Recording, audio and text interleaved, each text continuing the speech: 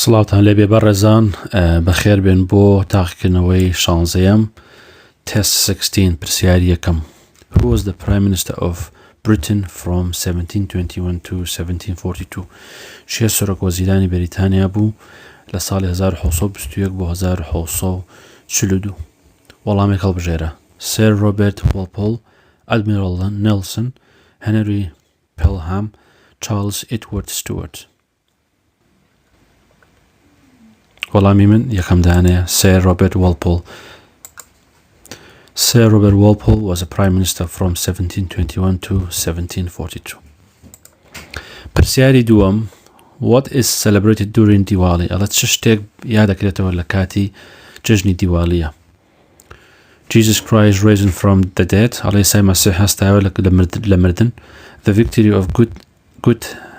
over evil and the gaining of knowledge، و سەرکەوتنی چاکە بەسەر شەیتانە یاخود بەسەر خراپەکاریە ئەهریمەنە. and the gaining of the knowledge، واتە زانیاری بەدەستهێنان، واتە سەرکەوتن بەسەر لە چاکەوە، سەرکەوتن victory of good over the evil، سەرکەوتنی چاکە بەسەر خراپەکاریە و بەدەستهێنانی ئازانیاری. The founding of the Sikh community known as the Khalsa، دامەزراندنی دەستپێکردنی کۆمەڵگەی سیخی کە ناسراوە بە خالسە. The beginning of the winter season، دەستپێکی وەرزی دەستان. وەڵامی هەڵبژێرە: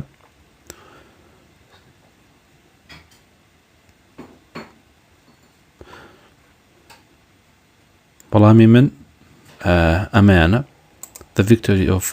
victory of good over evil، واتە سەرکەوتنی چاکە بەسەر خراپەیە. بەڵێ، دیوالی celebrate the victory of good، واتە دیوالی بۆنەیەکە کە یادیەکرێتەوە بۆ سەرکەوتنی باشە بەسەر خراپەیە. and the gaining of the knowledge، و دەستهێنانی زانیاری زانست. پرسیاری سێم: Who chairs the debates in the House of Commons؟ چێ سەرپەرشتیاری گفتوگۆکانەکە لە House of Commons لە بەشێک لە پەرلەمان؟ چێ سەرپەرشتیاری گفتوگۆکانەکە؟ The Shadow Cabinet، the Speaker، the Prime Minister، the Leader of the Opposition. The Shadow Cabinet واتە کابینەی چاودێری، قسەکەری پەرلەمان، واتە سەرۆکی پەرلەمان، سەرۆک وەزیران و سەرۆکی حزبی ئۆپۆزیسیۆن. وەڵامی هەڵبژێرە: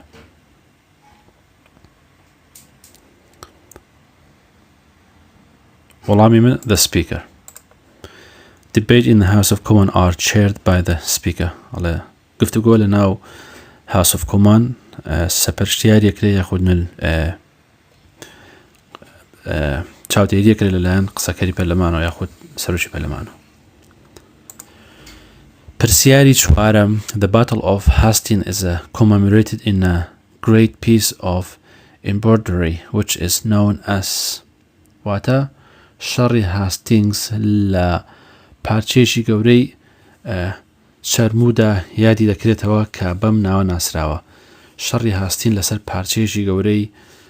چەرمودا یاخود پارچەیەک چەرم یادیەکرێتەوە،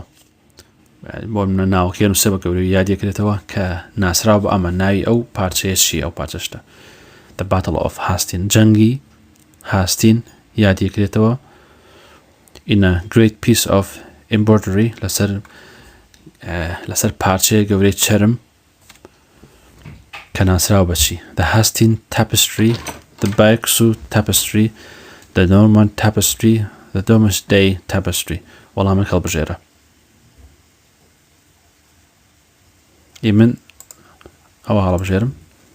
The Battle of Hastings is commemorated in a great piece of embroidery known as the Bayeux Tapestry which can still be seen on France today. ئەڵە جەنگی هاستین جەنگێک بۆ کە یادیەکرێتەوە لەسەر پارچەیە چەرمی گەورە کە ناسراوە بە Bayeux Tapestry which can still be seen in France. تاکوی ئێستاش لە فەڕەنسا هەر بەدیەکرێ و ئەبینرێ لەم ڕۆژە.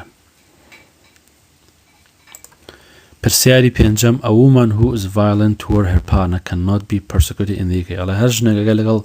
دەستگیرانەکەی لەگەڵ مێردەکەی خراپ بێت بەرەنگەری یاسا نابێتەوە یاخود یاسای لە کۆبوونەوەی لەسەر ناکە لە شانشینی یەکگرتوو لە بەریتانیا ئایا ئەمە ڕاستە یاخود غەڵەتە وەڵامێک هەڵبژێرە وەڵامی من false anyone who is violent toward their partner whether they are a man or woman married or living together can be persecuted واتە هەر کەسێک لە بەریتانیا ئەگەر شەڕانگێز بێ بەرامبەر هاوسەرەکەی ژن بێ یاخود پیاو بێ هاوسەگیریان کرد بێ یاخود بەتێنی هاوسەگیریان نەکرد بێت تەنها پێکەوە بژین ئەوە بە پێشێلی یاسایە و ئەچێتە بەردەمی یاسا پرسیاری شەژەم according to the 2011 census what percentage of the population identify themselves as a Christian ئەڵێ لە بەڕوانگەی سەرژمێری 2011 لە سەدا چەندی دانیشتوان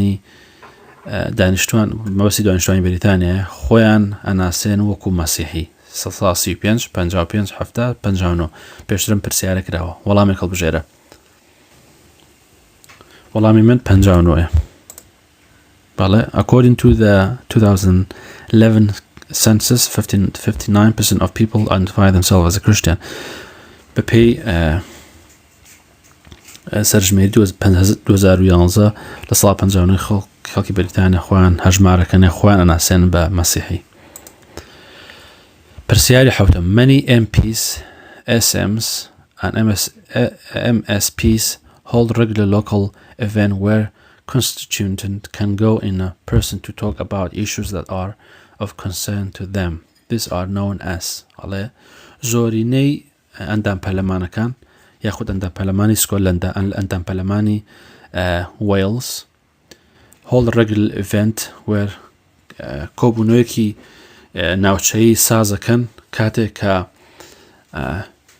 پێکهێنەرەکان یاخود نوێنەرەکان کۆ ئەبنەوە قساکەن لەسەر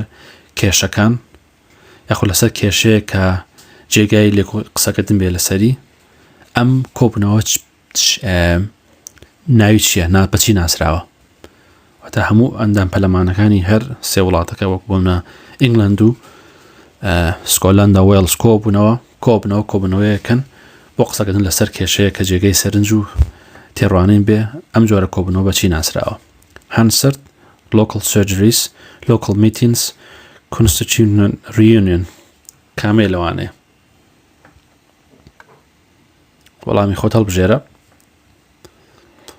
وەڵامی من local surgery many MPs, SMs and MSPs hold a regular local surgeries واتە ئۆپراسیۆنێک یاخود کۆبوونەوەیەک یاخود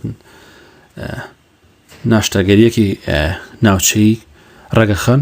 where constituents can go in person to talk about issues that are of concern to them کاتێک کە پێکهێنەرەکان یاخود نوێنەرەکان کۆبنەوە باسی قسە لەسەر بابەتەکەن یاخود لەسەر کێشەیەکەن کە پێیان وابێت جێگەی سەرنجە یاخود جێگەی بیر لەکردنەوەی لەلایەن ئەوانەوە These surgeries are often advertised in a local newspaper ئەم ئۆپراسیۆنانە یاخود ئەم کۆبنەوانە ئەدین ڕیکلامی بۆکرێت بانگەشەی بۆکرێت لە ڕۆژنامەکانی ناوچەیی واتە ڕۆژنامەی ئەو ناوچەی کە خەڵکیاشی پرسیاری هەشتم which golf major tournament is hosted by a different golf course every year ئەڵێ چی یاریێکی which golf major tournament واتە چی یارێکی گەورەی گۆلف میوانداری کرد لەلایەن دەورەیەکی گۆڵفی ترەوە هەموو ساڵێک واتە لە هەموو ساڵێک لەلایەن یەک ڕێکخراوەکەوە هینی بۆ ناکرێت بانگێژ ناکرێت و جێبەجێ ناکرێت گۆڵف چی یاریەکە The Open Championship The PGA Championship The Master Tournament The US Open کامەیانە وەڵامێک هەڵبژێرە وەڵامی من The Open Championship گۆڵف بەزان چیە یاری گۆڵف The Open Championship is the only major tournament held outside United States hosted by a different golf course every year واتە ناوی گۆڵفەکە ئەڵە The Open Championship ئەو ناوی گۆڵفەکەی ئەڵە گۆڵفێکی گەورەیە یاریێکی گەورەیە کە لە دەرەوەی ئەمریکا لەلایەن هەرجە هەموو ساڵە لەلایەن دەورێکی ڕێکخراوێکی ترەوە میوانداری کرێ و ڕێگەخرێت. پرسیاری نۆیەم. Which act introduced the forced marriage protection order for England, Wales and Northern Ireland in 2008? ئەڵێ چی یاسایەک سوبڕگە یاسایەک ئەمەی ناساند واتە بەرگریکردن فەرمانی بەرگریکردنی هاوسەگیری بە زۆرە ملێ دەرکرد واتە فەرمانی بەرگریکردن لە هاوسەگیری بە زۆرە ملێ دەرکرد لە ئینگلند و وێلس و نۆردن ئایلەند لە 2008 واتە یاسایەک بوو کە بەرگری بکە لەو کەسانەی کە بە زۆرە ملێ ئەدرێن بە شوو یاخود شووەکەن بە زۆرە ملێ. ئەمە ناوی یاساکانە بۆ منە. The Forced Marriage Civil Protection Act 2007, the Free Marriage Civil Protection Act 2007, the Forced Marriage Civil Protection Act 2011, the Free Marriage Civil Protection Act 2011. کامیان بوو؟ کام ئیبڕکە یاسایان بوو؟ وەڵامێک هەڵبژێرە. پرسیاری نوێیە. وەڵامی من ئەمەیە. قال the Forced Marriage Protection Order واتە فەرمانی بەرگریکردنی هاوسەگیری بە زۆرە ملێ were introduced in 2008 ناسێندرات لە 2008 بۆ ئینگلند و وێلس و نۆردن ئایلەند under the Forced Marriage Civil Protection لە ژێر چەتری هاوسەگیریکردن یاخود ماریجی بە زۆرە ملێ Civil Protection واتە بەرگریکردن لە کۆمەڵایەتی Act 2007 بەپێی یاسای 2008 similar protection order were introduced in Scotland in November 2011. هەمان یاسای نزیک یاخود هەمان یاسای فەرمانی بەرگریکردن ناسێندرات لە سکۆتلەنداش لە ساڵی 2011 مانگی 11. پرسیاری دەیەم. Which of the following countries did not join the European Economic Community when it was first formed in 1957? چه وڵاتێک لەم وڵاتانەی خوارەوە بەشداری نەکرد لە یەکێتی یاخود کۆمەڵگەی ئابووری ئەوروپیەکان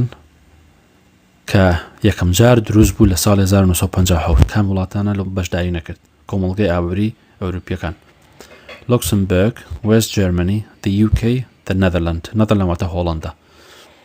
کامێک بوو لە وڵاتانە؟ وەڵامی خۆت هەڵبژێرە. وەڵامی من سێمدانەی the UK. All West Germany, France, Belgium, Italy, Luxembourg and the Netherlands form the European Economic Community. واتە ڕۆژاوای ئەڵمانیا، فەڕەنسا، بەلجیکا، ئیتالیا، لوکسمبرگ and هۆڵەندا نەدەرلاند ئابووری کۆمەڵگەی ئابووری ئەوروپایان پێکێنات لە ساڵی 1950 کە کوراکراوەکەی EEC.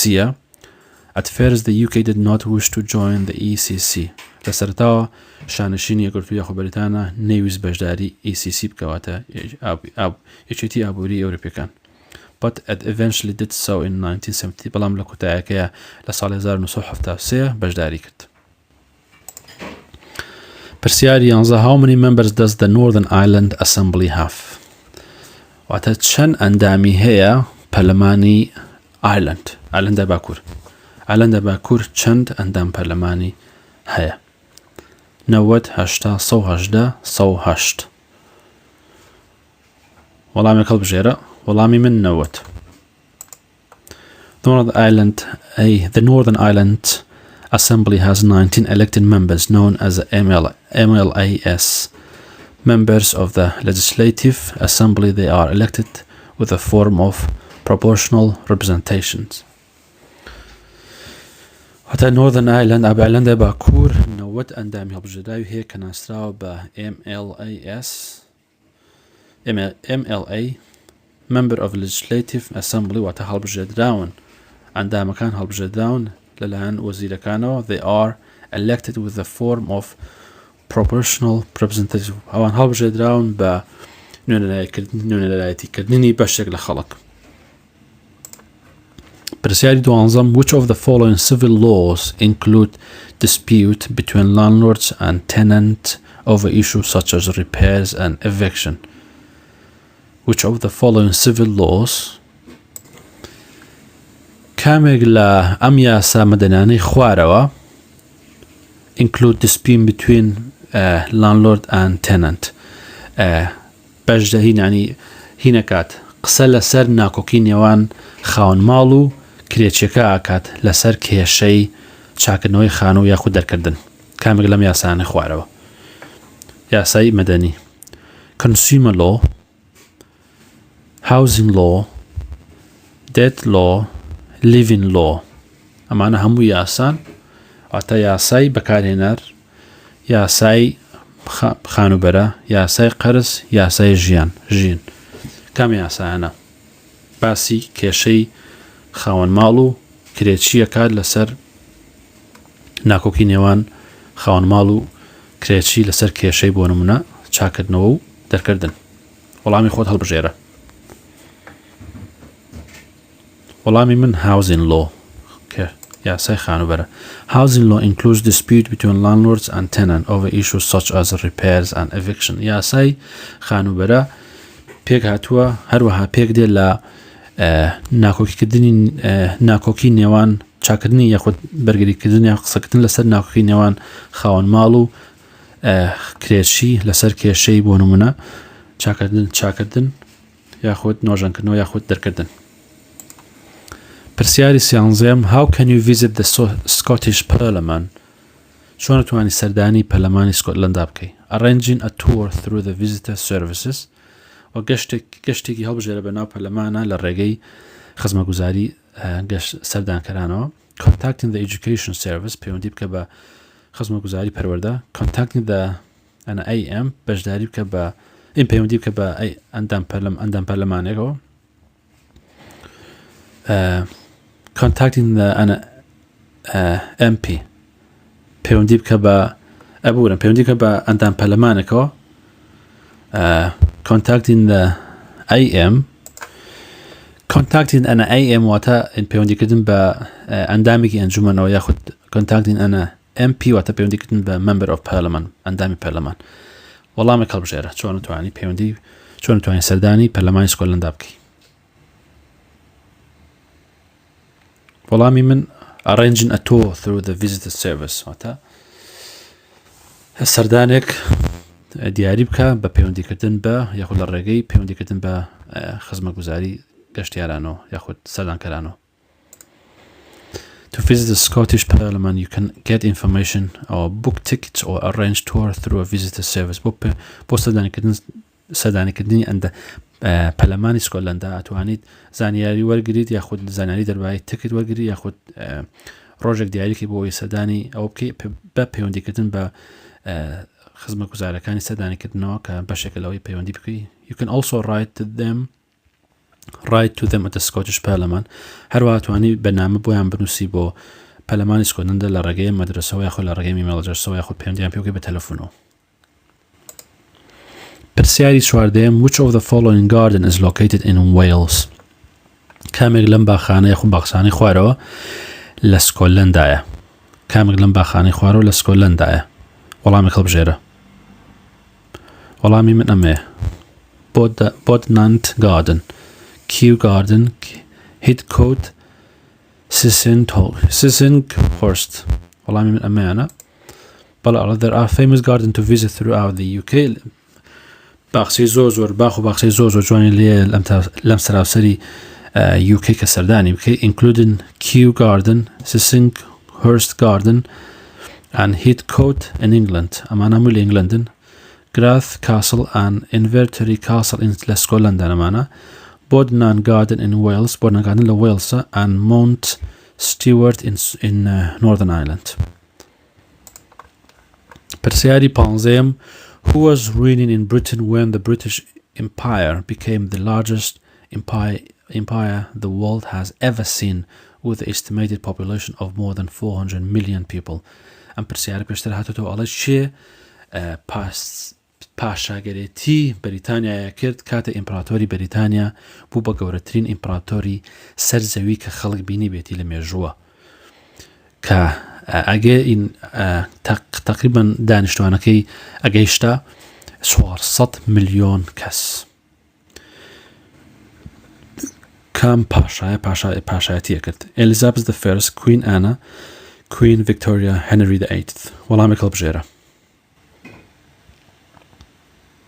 وەڵامی من سێمدانەی Queen Victoria During the Victorian period, the British Empire grew to cover all over India, Australia and large part of the Africa. لە کاتی سەردەمی شاژنی ڤیکتۆریا کە ئیمپراتۆری بەریتانیا ئەوەنە گەورە بوو تاوکو هەموو ئیندیای هندستانی گرتەوە ئوسترالیای گرتەوە و بەشێکی گەورە لە ئەفریقای گرتەوە It became the largest empire the world has ever seen. بوو بە گەورەترین ئیمپراتۆر کە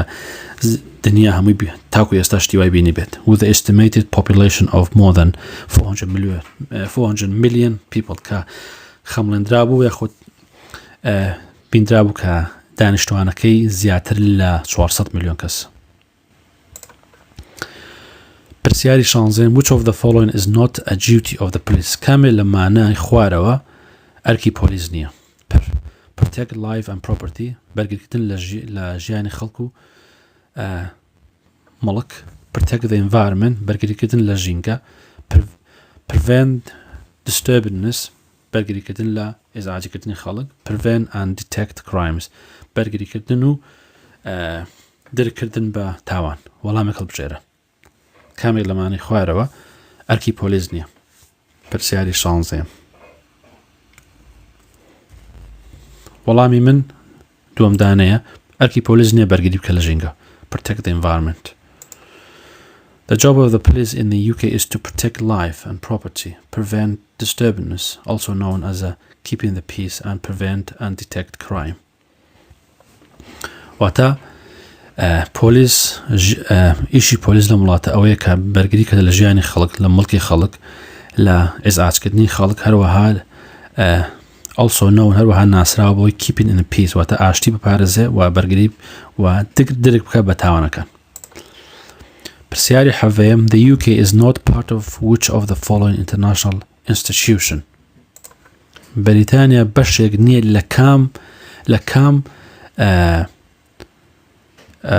لە کام دەستوری نێودەوڵەتیانی خوارەوە بەریتانیا بەشێک نییە لە کام دەستوری نێودەوڵەتیانی خوارەوە Council of Europe the Northern Atlantic Treaty Organization which is کە ناتۆکە United Nation European Union Council of Europe واتە شارەوانی ئەوروپا لە ناتۆ United Nation نەتەوە یەکگرتوەکان European Union یەکێتی ئەوروپا بەشێک نیە لە کامیان بەریتانیا یاخود UK وەڵامێک هەڵبژێرە وەڵامی من چوارەمدانەیە European Union بەریتانیا ئێستا بەشێک نیە لە یەکێتی ئەوروپا The UK is a member of the Council of Europe بەریتانیا بەشێکە لە شارەوانی ئەوروپا بەشێکە لە United Nation بەشێکە لە یەکێتی نەلەندەوەی یەکگرتوەکان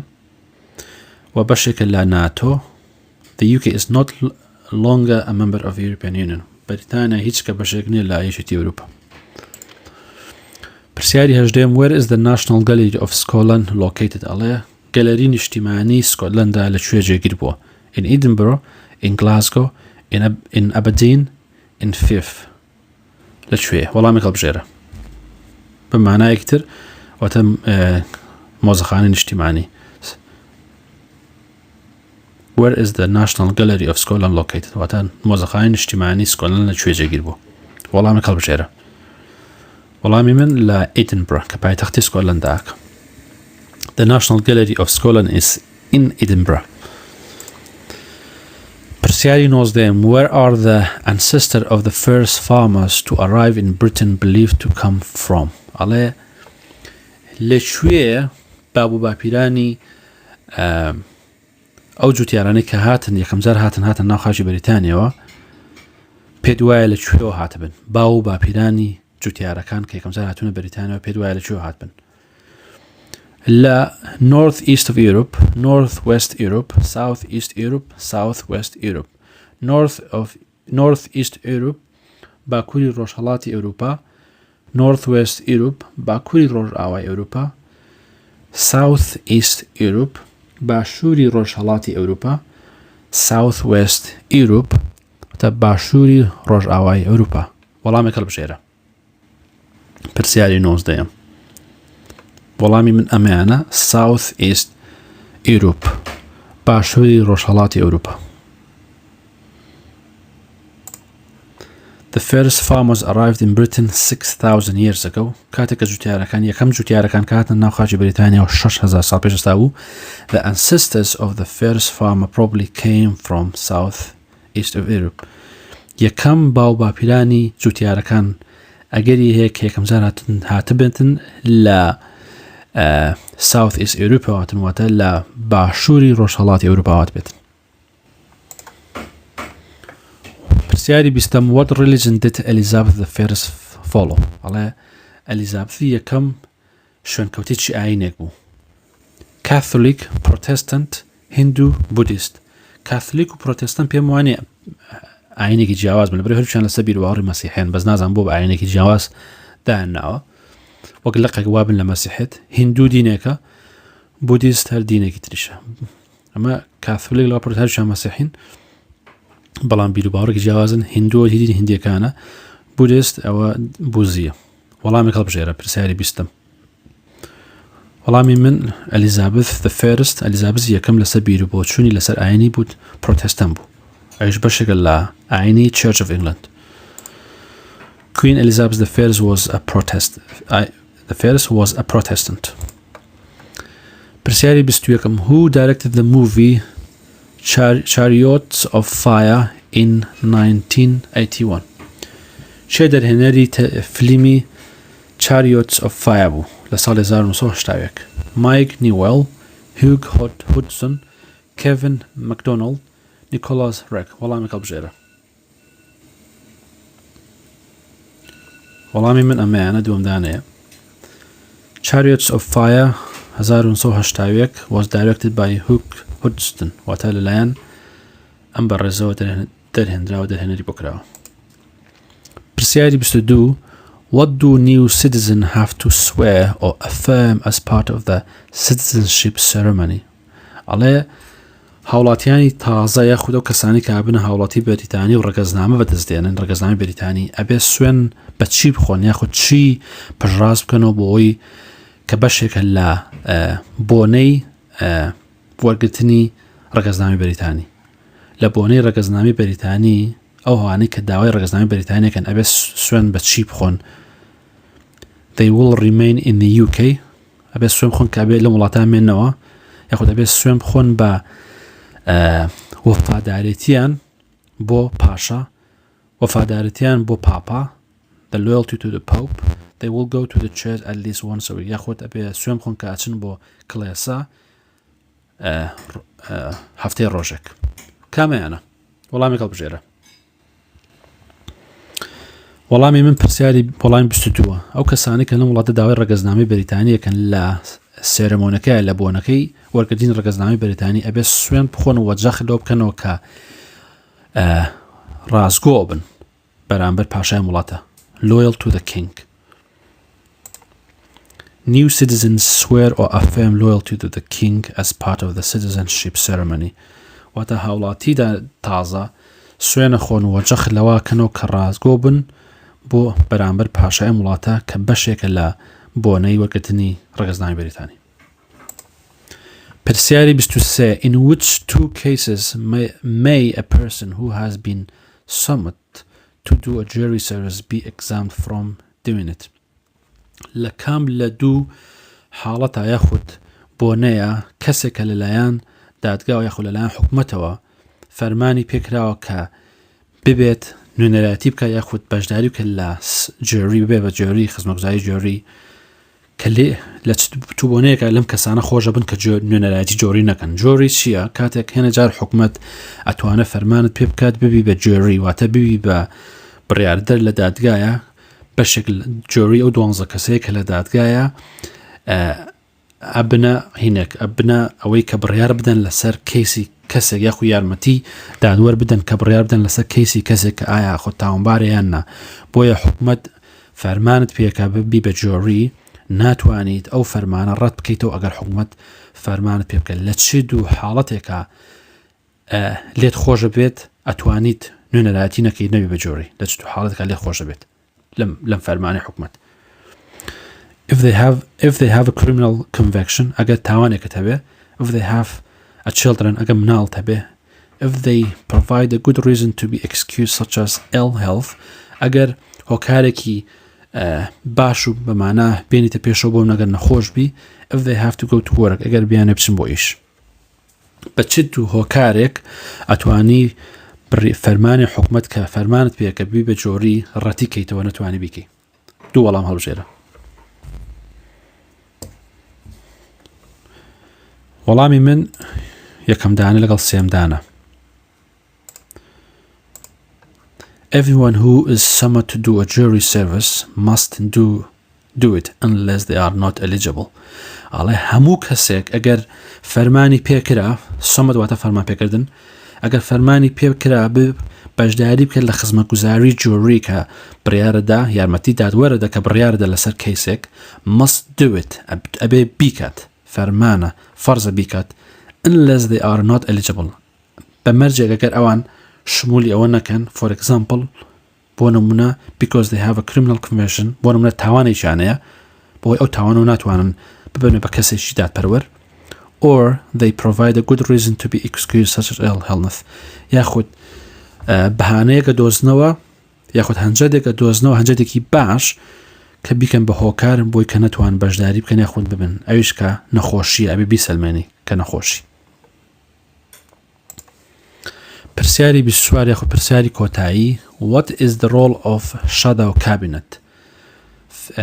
دەوری کابینەی چاودێر چییە باسمان کرد لەوانەی وەزم لە تاقیکردنەوەی 15 بوو دەوری کابینەی چاودێریکردن چییە to keep order during political debates واتە فەرمانەکان یاخود چاودێری چاوپێکوتنی سیاسی بکە to make sure the rules are followed کە چاودێری بکە کە یاساکان ڕێنمایی یاساکان یاخود بە دوای بە شوێنی یاساکان کەوتووی to challenge the government and put forward alternative policies و بەرەنگاری حکومت بێتەوە یاخود ئاڵنگاری حکومت بکات و هەروەها بە